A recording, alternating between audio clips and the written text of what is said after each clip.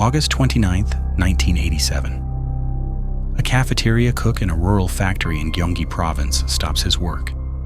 He is standing in the middle of a lunch shift, but something is wrong with the architecture of the room. He looks up. The ceiling tiles made of cheap gypsum board are sagging. They are bending under a weight that should not be there. The cook calls out to the factory owner's husband, who is frantically searching the premises for his missing family. They grab a ladder. The husband climbs up, pushes aside a panel, and shines a flashlight into the crawl space. It is a space no taller than a child, perhaps 1 meter high. It is pitch black. The air that rushes out is not just stale, it is hot, incredibly hot. And in the beam of the flashlight, he doesn't see insulation or wiring. He sees clothing, he sees limbs, he sees 32 people. They are stacked like cordwood, layer upon layer, pressed into a 13 square meter darkness. They are silent. They are motionless. And directly below them, for 4 days, police officers and creditors have been walking, eating, and arguing, completely unaware that an entire community has been dying by inches just above their heads. This is not just a crime scene. It is a sealed chamber of secrets that will haunt South Korea for decades. The silence of that ceiling is a deception. Outside its walls, the world is screaming. 1987 is a year that burns in the South Korean memory. To the international community, the country is a rising dragon, a frantic economic miracle preparing to host the 1988 Summer Olympics. The government wants to showcase a modern sanitized Seoul, a miracle on the Han River. But on the streets, the reality is a haze of acrid white smoke. The air in the cities is saturated with tear gas. The June democracy movement has brought millions of students and workers into the boulevards, clashing with the riot police of the authoritarian regime. They are chanting for direct elections. They are fighting for the end of a military dictatorship.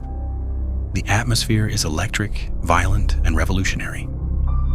Yet, just 50 kilometers south of this political firestorm, in the rural pockets of Byung-eun, there is no chanting.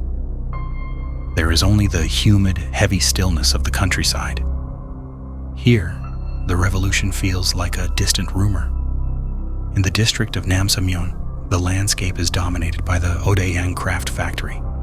It is a fortress, a sprawling, self-contained complex nestled in the hollow of the hills, hidden from the main roads. To the locals, Odaeyang is a mystery, but a benevolent one. It is known as a sanctuary. The public narrative surrounding Odaeyang is meticulously crafted.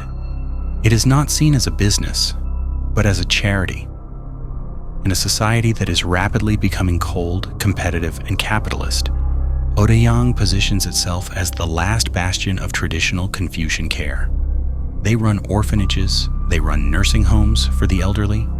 They take in the people that the rapid industrialization of Korea has left behind. At the center of this image is a woman named Park Soon-ja.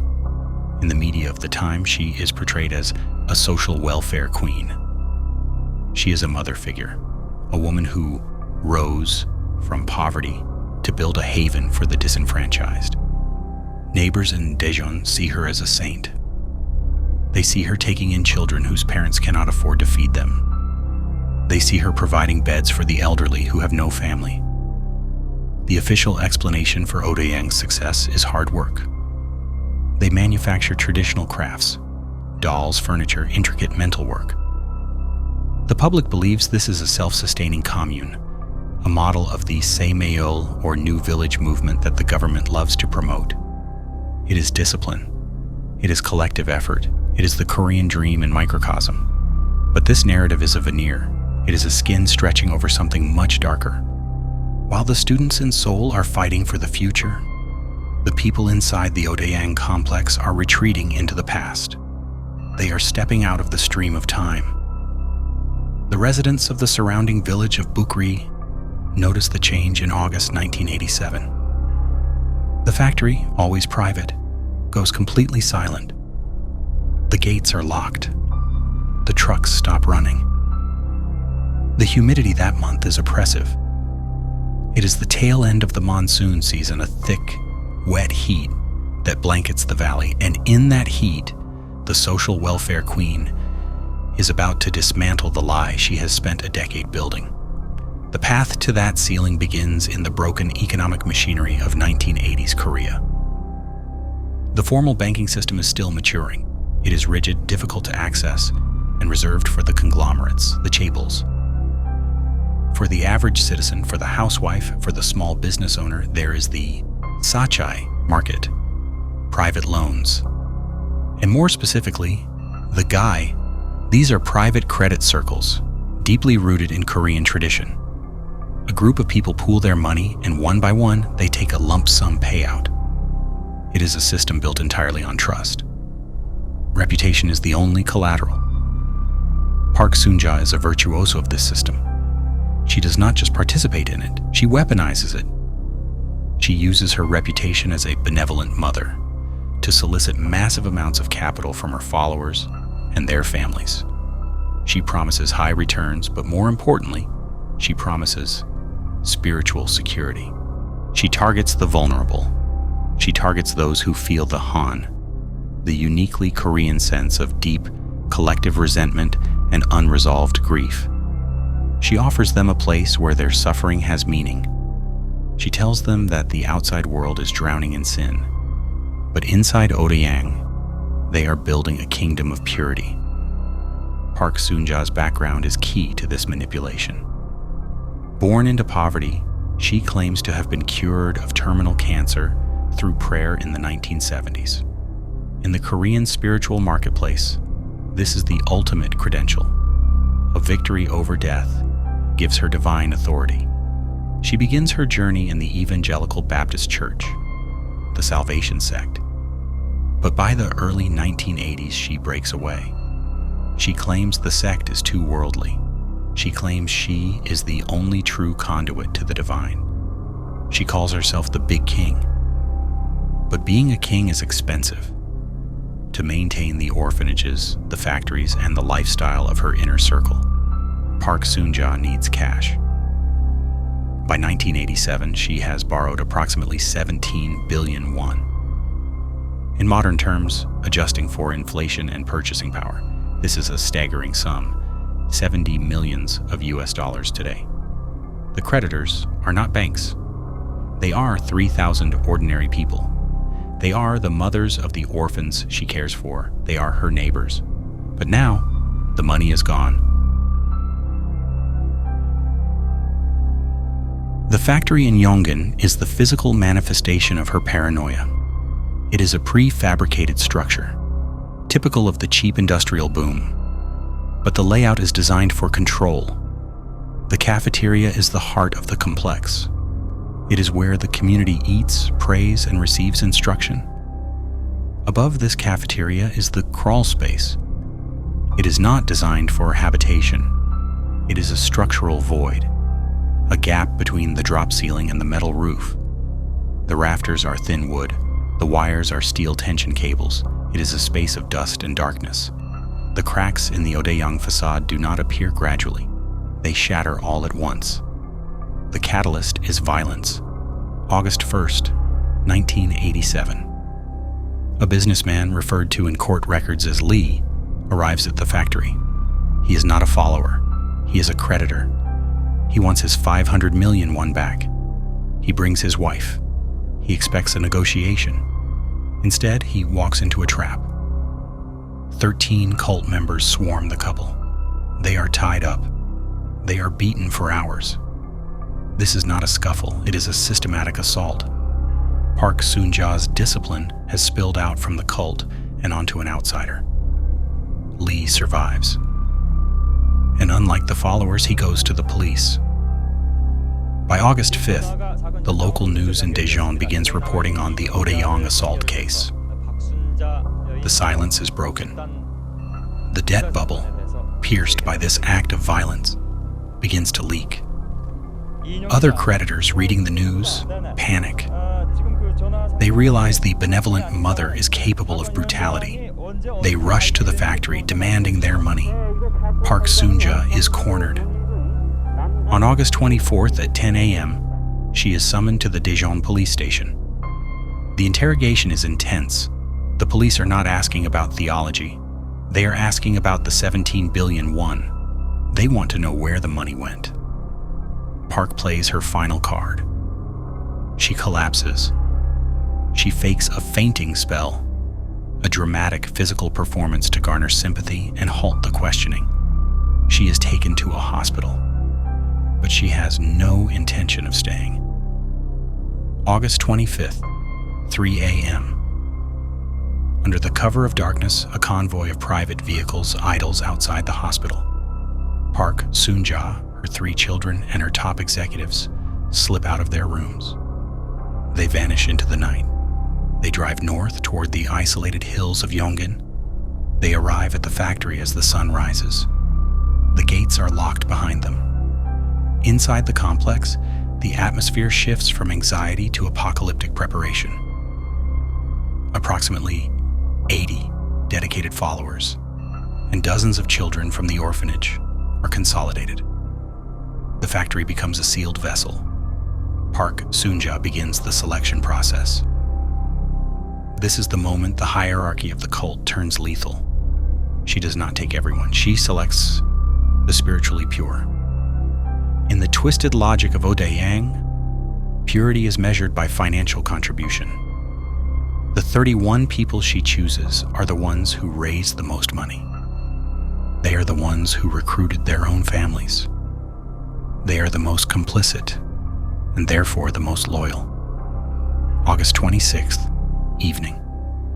The group of 32 ascends. They climb into the ceiling of the cafeteria for the very last time.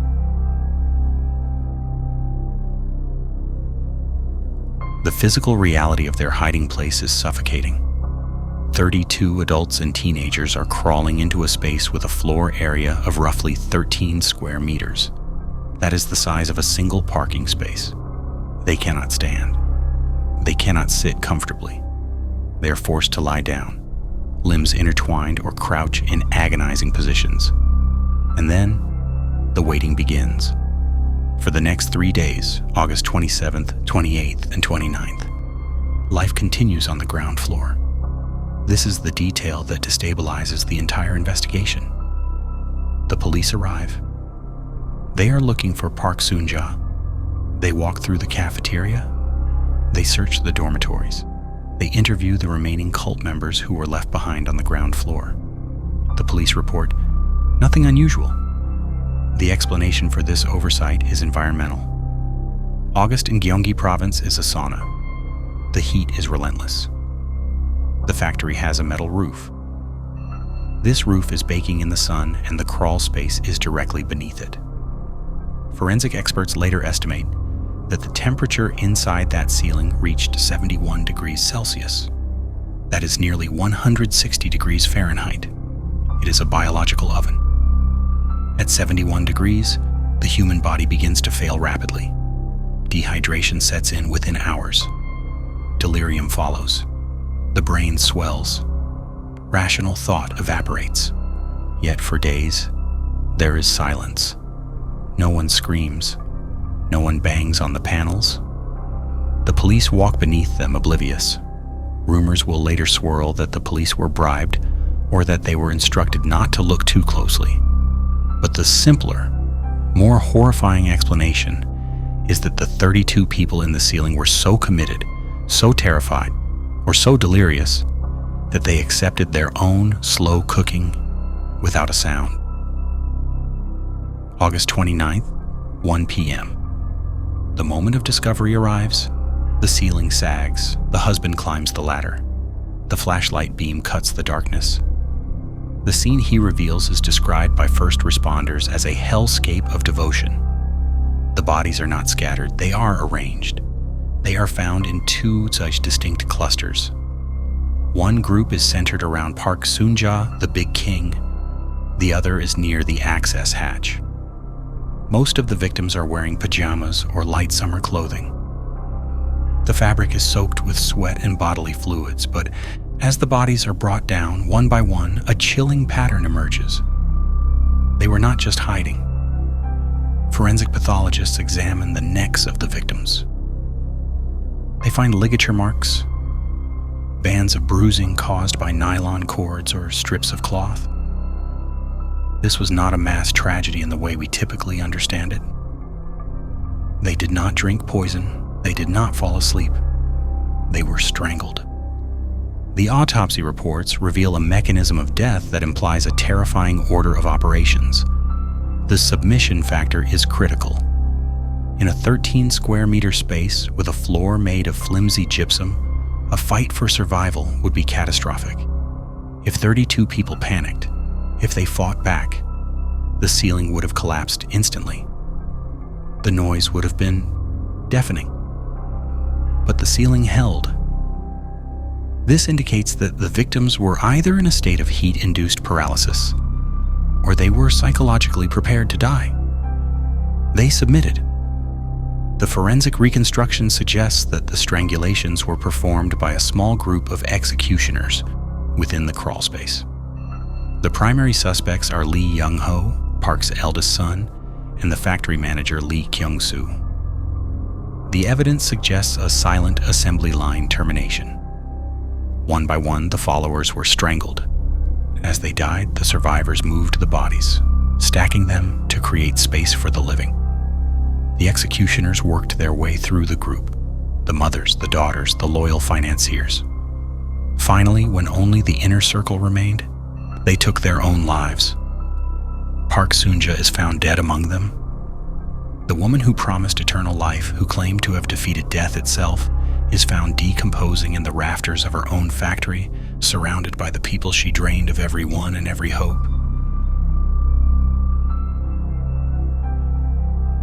The most haunting voice from the ceiling does not come from a body, it comes from the trash. During the initial search, police find 67 torn fragments of paper scattered in the crawlspace. They are sodden with sweat, barely legible.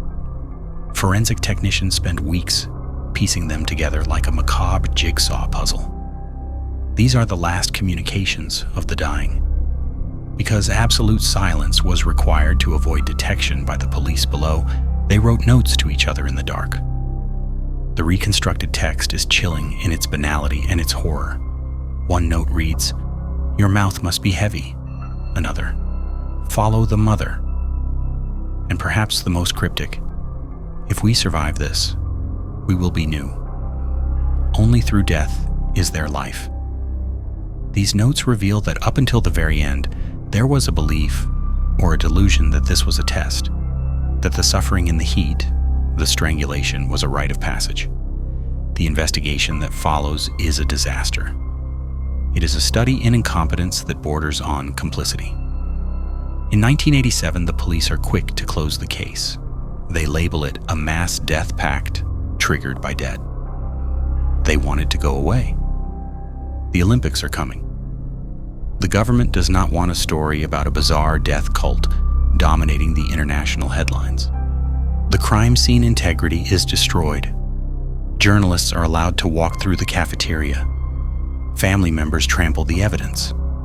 The smell paradox, the fact that 32 decomposing bodies in a heat wave should have been smelled by the police days earlier, is never adequately explained. The case is buried, but the earth has a way of spitting things back up. 4 years later, in 1991, the silence breaks again. 6 former employees of Odaeyang, who had been in hiding, surrendered to the authorities. They are not the people from the ceiling. They are the ones who were left behind to clean up the mess. Their testimony blows the case wide open. They reveal that the 32 in the ceiling were not the only victims. Using the testimony of the Surrender 6, police bring heavy machinery to the factory grounds. They begin to dig. They find 3 more bodies: Hwang Suk-ja, a cook; No Sun-ho, a treasurer; Jo Jae-sun, a nanny. These 3 had been murdered long before the mass event. Their crimes? Asking questions. Hwang had complained that the children in the orphanage were not being fed enough. No had asked where the money was going. They were disciplined to death and buried in shallow graves. This changes the narrative completely. Odaeyang was not just a tragedy of faith, it was a criminal enterprise enforced by capital punishment. The 32 in the ceiling were not just hiding from debt, they were hiding from a murder investigation that was inevitably coming for them.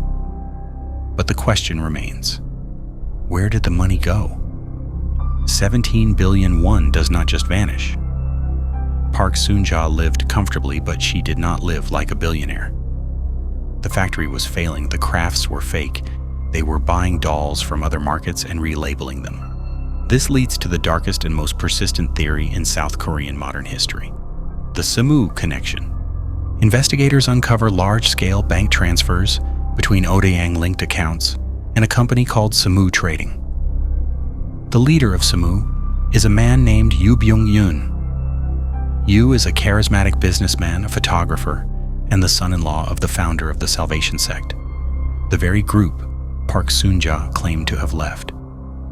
The theory is simple. Odaeyang was a money laundry.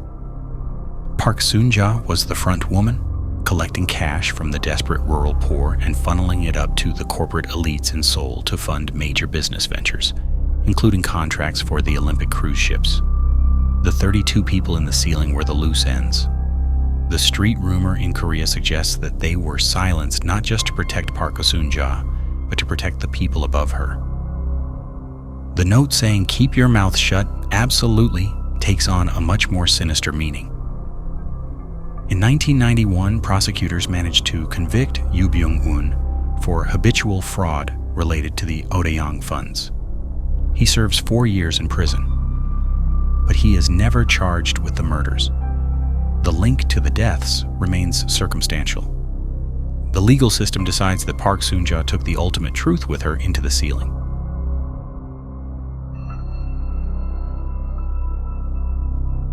The story should end there. But history in Korea is a circle. 27 years later, 2014. The nation watches in horror as the Sewol ferry capsizes off the southern coast. 304 people die, most of them high school students. The owner of the ferry is a reclusive billionaire, a man who allegedly ran his company like a cult, bypassing safety regulations for profit. His name is Byung-eun, the same man. The ghost of Odaeyang returns to the front pages. The public realizes that the money accumulated through the blood and silence of 1987 helped build the empire that caused the tragedy of 2014. The failure to fully investigate the first crime laid the foundation for the second. A massive manhunt ensues. Byung-eun flees again.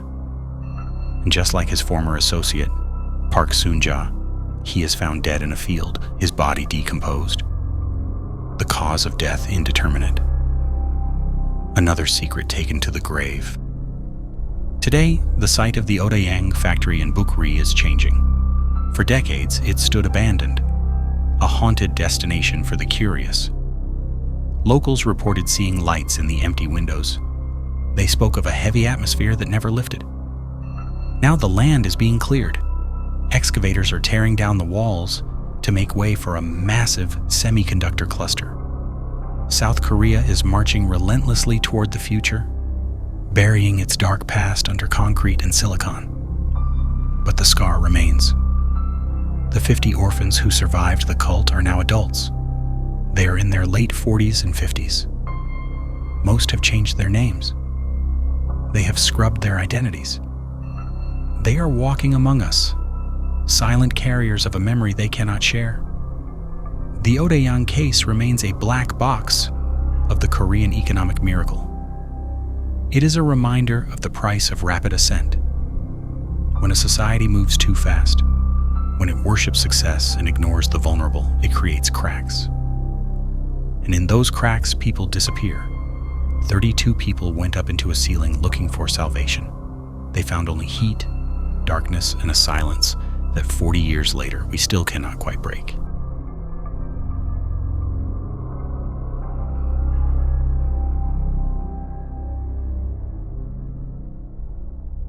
She was a model holding the secrets to a €1 billion submarine deal. The state used C4 to erase her from the earth. But the truth is louder than the blast.